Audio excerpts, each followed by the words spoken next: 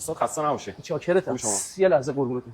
نترس، صاف تو چشای مشتری نگاه کن، قیمت تو بده. داداش 207 مشکی بدون رنگ 870 تومن. یه دقیقه وایسا. یه دقیقه. همیشه موقع قیمت دادن پشت میز یا کانترت باش. داداش شما یه دقیقه با من بیا. بابا میز کار من بالاه. 207 مشکی بدون رنگ 870. یه دقیقه وایسا.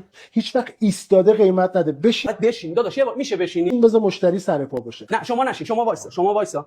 داداش 207 مشکی بدون رنگ 870 تومن. بابا یه دقیقه اجازه بده من. قبل از اینکه قیمت تو بدی یه توضیح کوچولو در مورد کارهایی که براش انجام دادی بهش بده. اینجا شرایط خودروه، بهترین شرایط اقساطی ماشین دست ما تو ایران، 3.5% ثابت داریم. کارشناس خودت هم میتونی بیاری بالا سر ماشین بدون ضامن، فقط چک بیار ببر.